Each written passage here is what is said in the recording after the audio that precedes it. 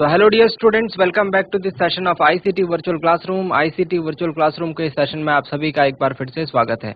आज की क्लास में बात करने जा रहे हैं क्लास 12 सब्जेक्ट फिजिक्स के ऊपर, कक्षा 12 विषय भौतिक विज्ञान के ऊपर।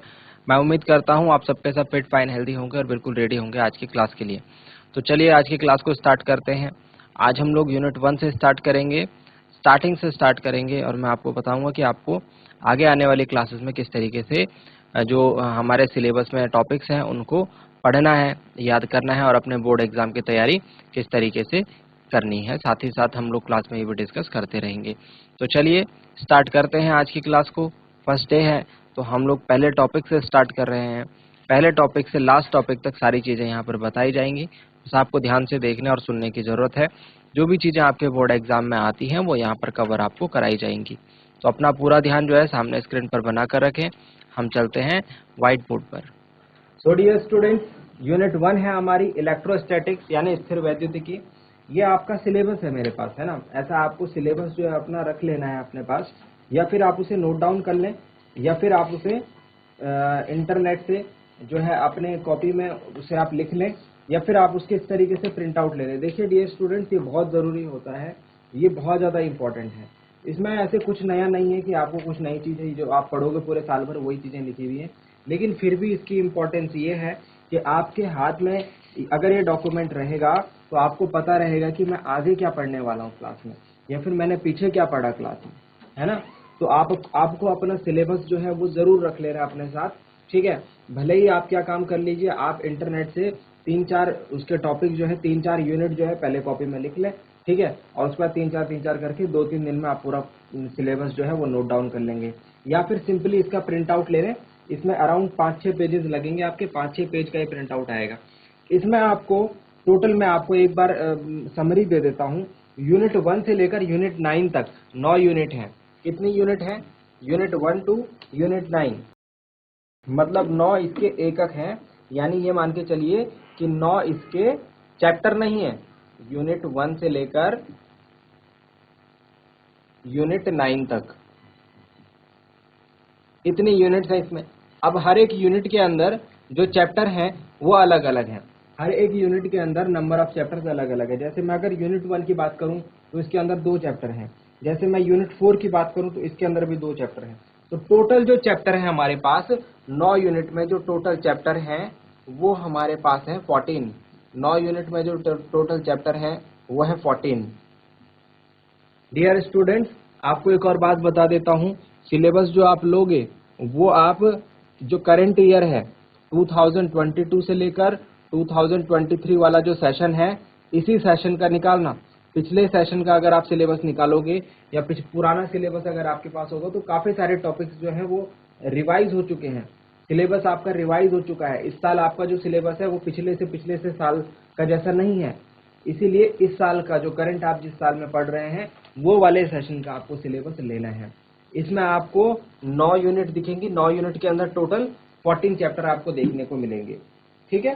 तो किसी किसी यूनिट में 1 चैप्टर भी हो सकता है, किसी किसी में 2 भी हो सकता है। तो इसी तरीके से 9 में टोटल 14 चैप्टर आपको देखने को मिलेंगे। मैं आपको एक मिनट जो है बहुत क्लियरली बता देता हूं कि यूनिट नंबर 1 जो आपके लिए इम्पोर्टेंट यूनिट है, जिनके ऊपर आपको विशेष ध्यान देना है। यूनिट 1 से लेकर यूनिट 1 टू यूनिट 4 जो है, यूनिट 1 से लेकर यूनिट 4 जो है, ये सारी यूनिट, ये चारों यूनिट, ठीक है, जिसमें आपके 7 चैप्टर आ जाएंगे। देखो आधा सिलेबस इसके अंदर ही आ जाएगा, ठीक है। आधा सिलेबस शुरू की 4 यूनिट के अंदर आ जाएगा। और ये 7 चैप्टर्स, ये 7 चैप्टर जो है आपके लिए वेरी वेरी इंपॉर्टेंट है। ये 7 चैप्टर आपके लिए वेरी वेरी इंपॉर्टेंट है। शुरू के जो 7 चैप्टर हैं आपके लिए वेरी वेरी इंपॉर्टेंट है। इसमें आप इलेक्ट्रोस्टैटिक्स पढ़ोगे, इलेक्ट्रोडायनेमिक्स पढ़ोगे, मैग्नेटिज्म पढ़ोगे, है ना, और मैग्नेटिज्म और इलेक्ट्रिसिटी का दोनों का एसोसिएशन है उसको पढ़ोगे।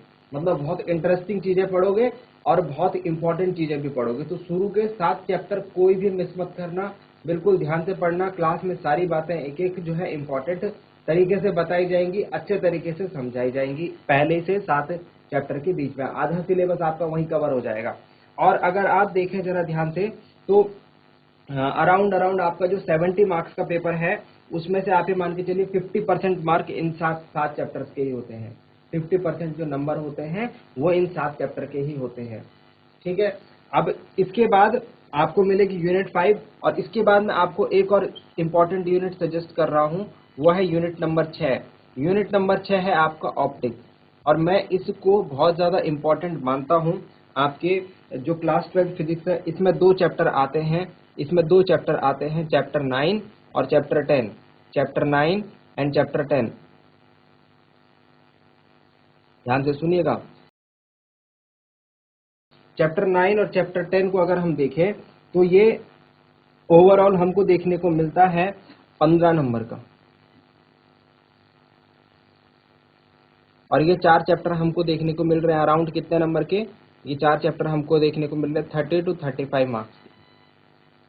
तो आप सोच सकते हैं टोटल 70 नंबर का आपका पेपर होगा। आपका जो थ्योरी का पेपर होगा, आपका जो फिजिक्स का पेपर होगा बोर्ड एग्जाम का,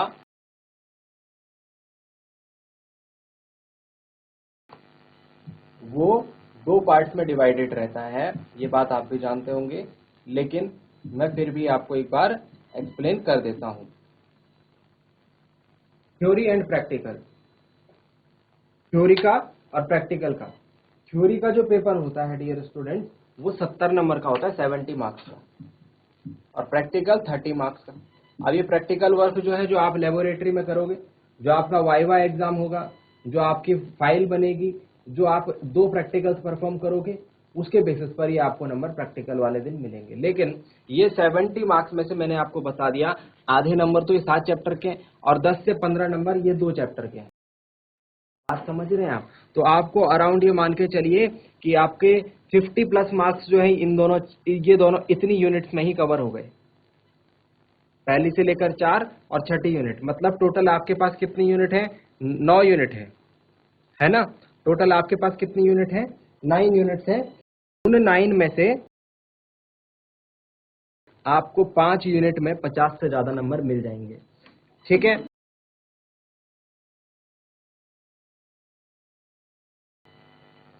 तो चलिए डियर स्टूडेंट्स, एक बार मैं आपको कुछ रिवाइज करवा देता हूँ हमने क्या क्या बातें अब तक करी।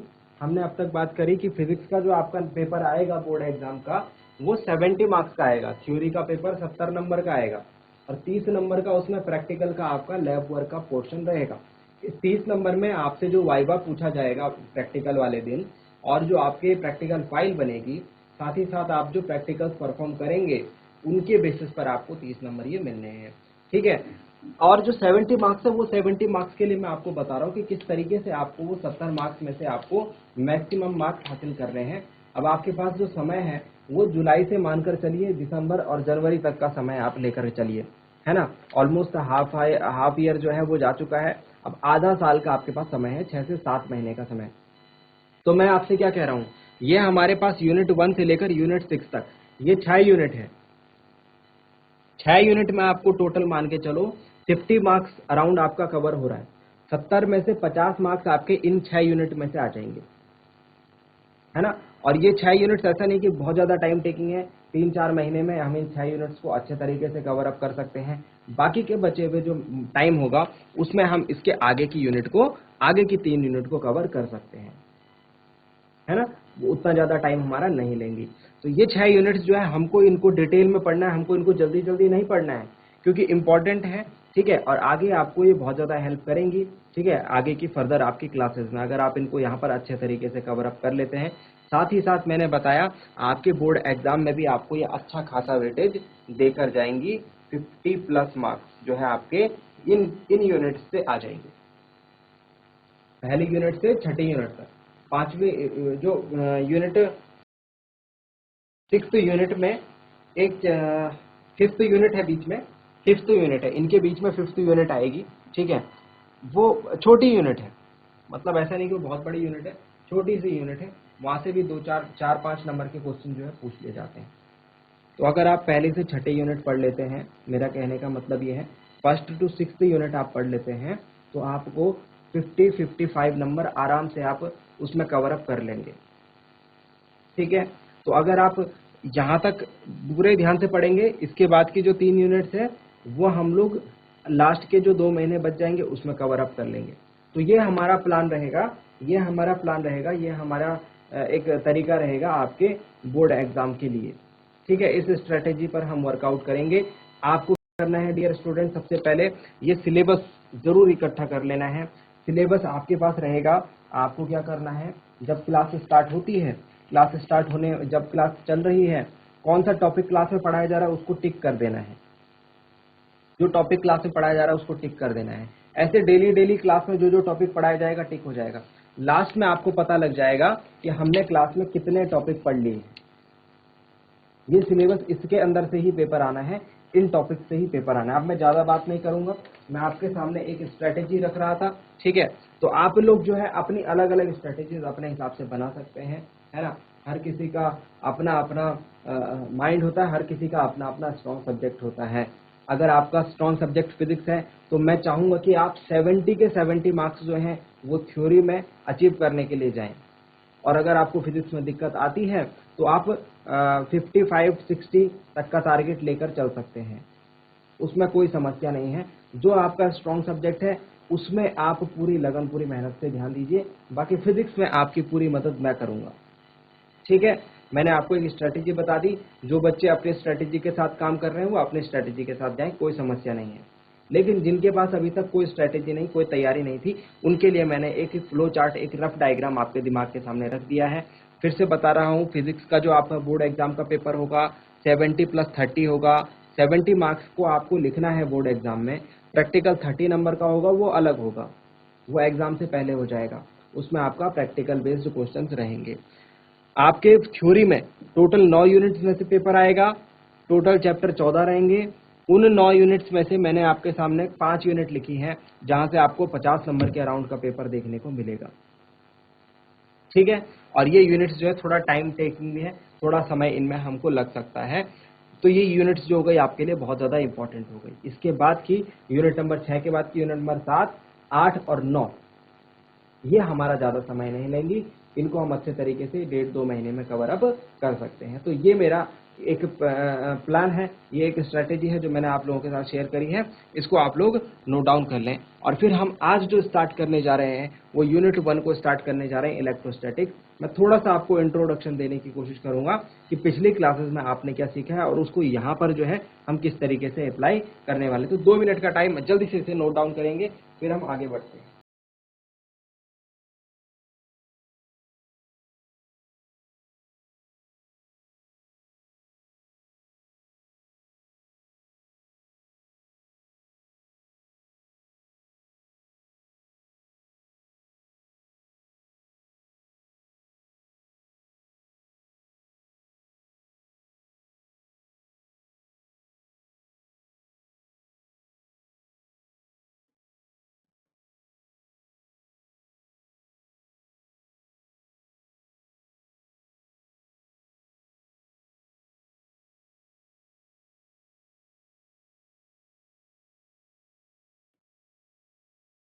तो चलिए डियर स्टूडेंट्स, करते हैं अपनी तैयारी स्टार्ट आज से। ठीक है, फिजिक्स के इस सेशन में हम लोग फिजिक्स से रिलेटेड जो भी एग्जाम में क्वेश्चंस आएंगे उनको सॉल्व करने के लिए अपनी तैयारी आज से स्टार्ट करते हैं। तो आप लोग जो है मेरे साथ क्लास में पूरा सपोर्ट कीजिए। आपकी ज़्यादा से ज़्यादा हेल्प करने की मैं कोशिश करूँगा। जो भी चीज़ें आपको क्लास में पढ़ाई जाएंगी डेफिनेटली वो बोर्ड एग्जाम में आपको हेल्प करेंगी, ऐसा मेरा प्रॉमिस है। चलिए, आज की क्लास में हम लोग यूनिट नंबर 1 को स्टार्ट कर रहे हैं। यूनिट नंबर 1 जिसका नाम है इलेक्ट्रोस्टैटिक्स, स्थिर वैद्युतिकी। डियर स्टूडेंट्स, मैं चाहता हूं कि आप क्लास 10th में जाएं और क्लास 10th का जो टॉपिक है आपके पास इलेक्ट्रिसिटी, उसके बारे में थोड़ा सा सोचें। आपने क्लास 10th में एक चैप्टर पढ़ा होगा, क्लास 10th में हमने पढ़ा है इलेक्ट्रिसिटी। देखिए डियर स्टूडेंट्स, आपके पास जो भी चीजें अभी आई हैं ये आपके पिछले क्लासेस में से कुछ आपका कंट्रीब्यूशन इसका है। क्लास 12th में आपको जो चीजें मिलेंगी उनका रिलेशन क्लास 10th की चीजों के साथ रहेगा। ठीक है, क्लास 10th में जो आपने टॉपिक्स पढ़े होंगे उनके साथ क्लास 12th के टॉपिक्स का रिलेशन रहेगा। तो इसीलिए मैं आपको बीच बीच में अपनी क्लास 10th में ले जाया करूंगा। तो क्लास 10th में हमने चैप्टर पढ़ा था इलेक्ट्रिसिटी। थोड़ा सा अगर हम रिवीजन करें तो इलेक्ट्रिसिटी मतलब विद्युत धारा, यह विद्युत जिसे हम कहते हैं, ठीक है, किसकी वजह से चार्ज होती है, किसकी वजह से स्टार्ट होती है, किसकी वजह से बनती है इलेक्ट्रिसिटी। अगर हम बात करें तो हमने पढ़ा था आवेशों के आवेशों के प्रवाह के कारण, यानी आवेशों के प्रवाह के कारण, यानी कि फ्लो ऑफ चार्ज के कारण। याद आ रहा है, याद आ रहा है, ठीक है। तो फ्लो ऑफ चार्ज के कारण क्या चीज हमको देखने को मिलती है, इलेक्ट्रिसिटी देखने को मिलती है। और एक चीज आपको और याद आ रही होगी यहाँ पर, rate of flow of charge, यानी कि आवेश के प्रवाह की दर, आवेश के प्रवाह की दर को हम क्या कहते हैं, आवेश के प्रवाह की दर को हम कहते हैं विद्युत धारा, इलेक्ट्रिक करंट। तो ये सारी चीजें जो है हम इस चैप्टर में करेक्ट करेंगे। विद्युत धारा यानी कि इलेक्ट्रिक करंट, इलेक्ट्रिक करंट को हम लोग निरूपित करते हैं आई से। इसका मात्रक होता है एम्पियर, जिसे हम कैपिटल ए से लिखते हैं, ठीक है। I is equal to Q upon T. मैं ये बातें क्यों बता रहा हूँ, देखिए यहाँ पर हमारे पास जो वर्ड है, यूनिट जो हम पहले पढ़ रहे हैं इलेक्ट्रोस्टैटिक, अगर मैं इसे दो पार्ट्स में तोड़ूं, अगर मैं इसे दो पार्ट्स में तोड़ूं तो मुझे क्या मिलता है, मुझे मिलता है इलेक्ट्रिसिटी, इलेक्ट्रो बोल लीजिए, और मुझे मिलता है स्टैटिक्स, ठीक है, यानी कि स्थिर। हिंदी इंग्लिश दोनों में बात करेंगे, बिल्कुल टेंशन नहीं लेंगे। और वैद्युतिकी, इलेक्ट्रो यानी वैद्युतिकी का जो मतलब है वो इलेक्ट्रिसिटी से है।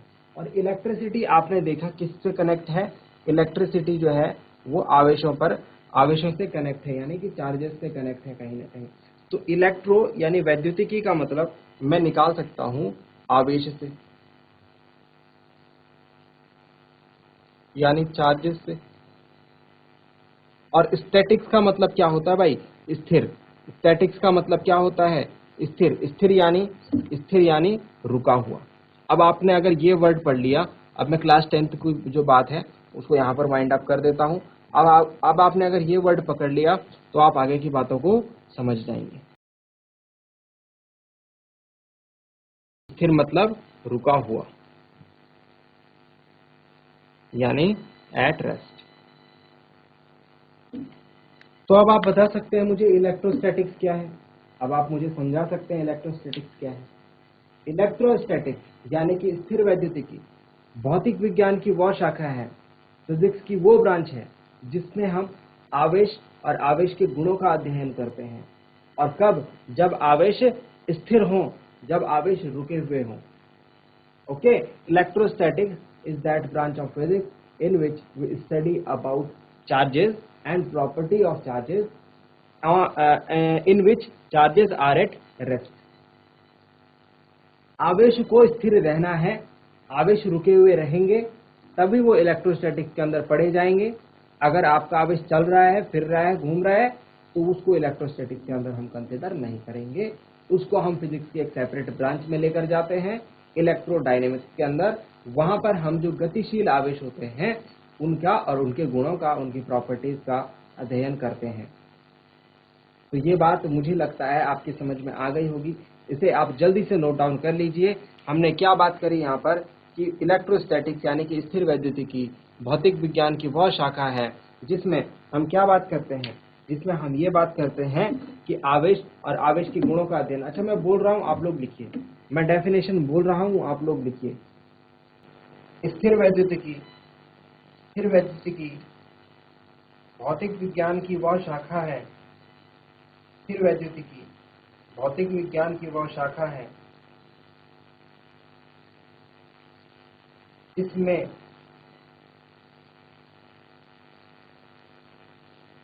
जिसमें आवेशों जिसमें आवेशों एवं एवं उसके गुणों का अध्ययन किया जाता है, एवं उसके गुणों का अध्ययन किया जाता है, कौमा, जब आवेश स्थिर अवस्था में हो, जब आवेश स्थिर अवस्था में हो। फिर से बोल दे रहा हूँ एक बार, स्थिर वैद्युतिकी भौतिक विज्ञान की वह शाखा है जिसमें आवेश और आवेश के गुणों का अध्ययन किया जाता है जब आवेश स्थिरावस्था में। ये गुण कौन से होंगे, इनके ऊपर हमको पूरे चैप्टर में बात करनी है। तो पूरे जो आपके जो इलेक्ट्रोस्टैटिक्स की जो ब्रांच होगी उसमें हम लोग यही बात करेंगे कि आवेश के गुण क्या क्या है, कौन से गुण का परिभाषा क्या है, इस गुण को कैसे समझना है। उसके अंदर हम काफी सारी चीजें पढ़ेंगे, धीरे धीरे पढ़ेंगे तो आपको डेफिनेटली समझ में आएगा, जैसे ये बात आपकी समझ में आई। कोई चार्ज है, कोई आवेश है, अगर वो रुका हुआ है तो उसके गुणों को यानी उस आवेश की जो स्टडी करेंगे हम इलेक्ट्रोस्टैटिक्स के अंदर करेंगे। तुरंत से बात कर लेते हैं आवेश के ऊपर, क्योंकि आवेश के गुणों को पढ़ना है तो आवेश के बारे में पता होना चाहिए भाई। तो वैद्युत आवेश की बात कर लेते हैं जल्दी से। प्रीवियस क्लास की नॉलेज है तो मैं चाहूंगा आप इसको रिवाइज करें। इलेक्ट्रिक चार्ज, इलेक्ट्रिक चार्ज क्या है? देखो, इलेक्ट्रिक चार्ज को हम लोग डिनोट करते हैं स्मॉल क्यू से या कैपिटल क्यू से भी डिनोट कर लेते हैं। इसका जो मात्रक होता है, इसकी एसआई यूनिट जो होती है वो होती है कूलाम, वो होती है कूलाम, जिसको हम सी से डिनोट करते हैं। इसकी विमा बताएंगे, इसकी विमा भी याद रखनी है, dimension 80, dimension of charge is 80। आवेश आपने देखा है दो प्रकार के होते हैं, धन आवेश और ऋण आवेश, positive charge and negative charge. अगर मैं बात करूं, हमको फिजिक्स में जो धनावेश देखने को मिलेगा, जैसे प्रोटॉन की बात कर लीजिए, प्रोटॉन क्या है? एक धनावेशित कण है। एंड ऋण आवेश की बात कर लें तो हमको इलेक्ट्रॉन देखने को मिलेगा। Electron is a negatively charged particle.